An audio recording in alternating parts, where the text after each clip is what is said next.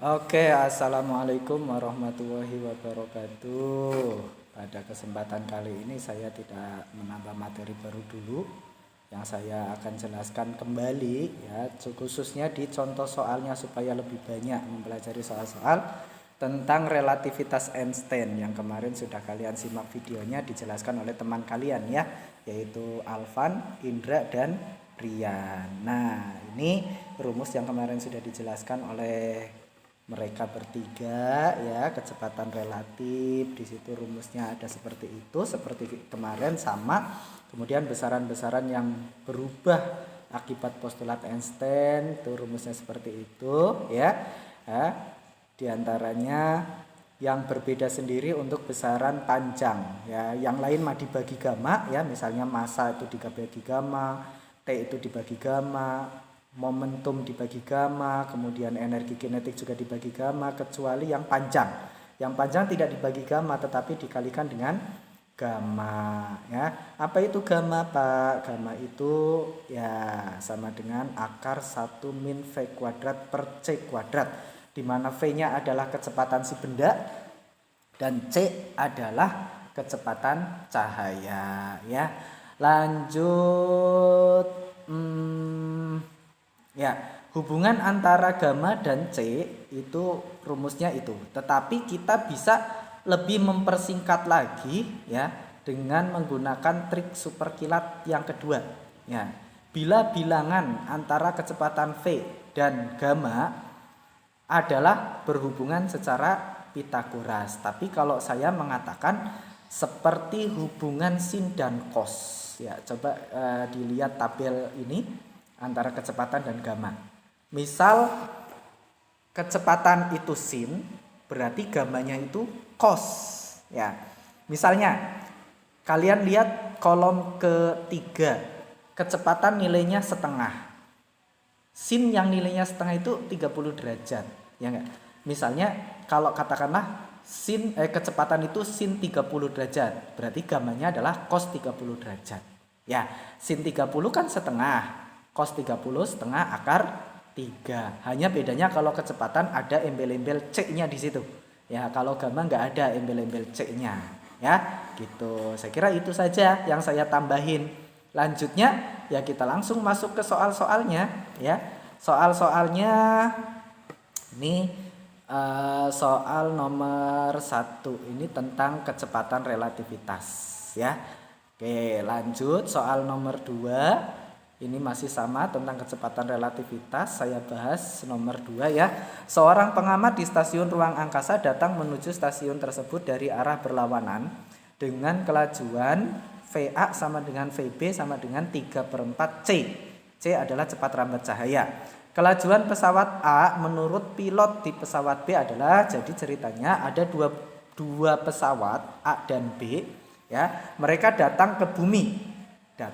Pesawat A kelajuannya 3/4 C, pesawat B kelajuannya juga 3/4 C. Nah, pilot di pesawat A melihat pesawat B itu kecepatannya berapa. Kalau kita di bumi melihat pesawat A kelajuannya 3/4 C, pesawat B juga 3/4 C. Tapi di pesawat B, pilot yang ada di pesawat A itu melihat pesawat B itu kelajuannya berapa. Nah, itu menggunakan kecepatan relatif seperti rumus kemarin itu ya. V sama dengan V sama dengan VA ditambah VB per 1 plus VA kali VB per C kuadrat. Nah, tapi ini menggunakan trik superkilat, C-nya diabaikan dulu ya. Dihitung-hitung masukin angkanya, ketemu 24/25, baru terakhirnya tambahin C. Seperti itu cara menghitungnya. Silakan dilihat ya. Boleh juga dilihat untuk soal nomor 3, ini masih sama, soal tentang kecepatan relatif. Nanti barangkali pengen dicatat, silakan dicatat, nggak apa-apa. Kalau pengen dipelajari saja ya nanti video ini bisa di pause, dibaca dengan teliti, dengan seksama dipelajari. Oke. Nah, selanjutnya untuk tadi kecepatan relativitas ya. Ini masih kecepatan relativitas nomor 4 dan 5 tadi ya. Yang ini massa relativitas. Nah, ini nomor 1 ya. Sama nomor 2-nya ini kita bahas nomor 2 deh.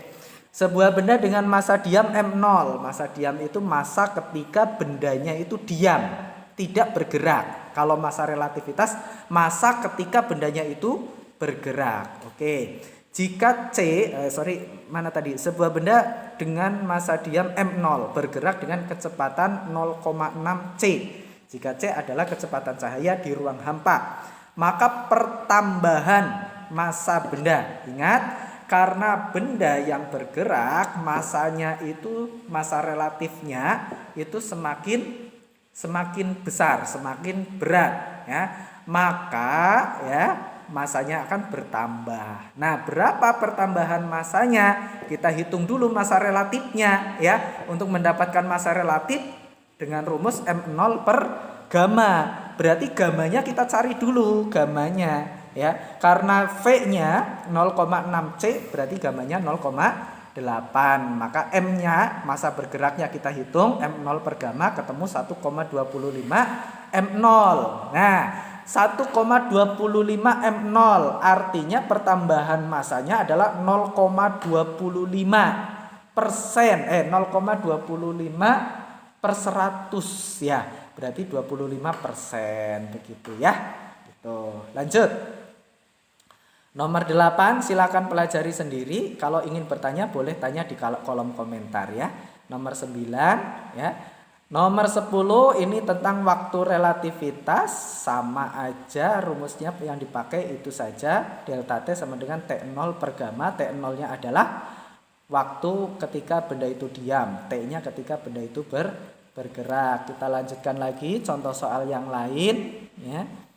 Ini tentang panjang relativitas ya. Kalau panjang relativitas sudah dijelaskan. Ini satu-satunya rumus yang berbeda, yang lain dibagi gamma, kalau ini dikali dengan gamma. Jadi L relativitasnya, panjang relativitasnya sama dengan panjang ketika benda itu diam dikalikan dengan gamma ya. Nah, gammanya seperti tadi dicari dengan menggunakan rumus V ya, seperti di kolom sin cos itu tadi. Nah, energi kinetiknya juga sama, ini energi diam dibagi dengan gamma. Begitu juga ya, sama ini energi kinetik, silakan diperhatikan, dipelajari. Nah, ini terakhir satu soal lagi tentang energi kinetik seperti itu. Oke, ya silakan yang ingin bertanya mau dibahas soal nomor berapa? Ya, silakan tanya di kolom komentar di bawah ini. Oke, dari saya cukup sekian. Wassalamualaikum warahmatullahi wabarakatuh.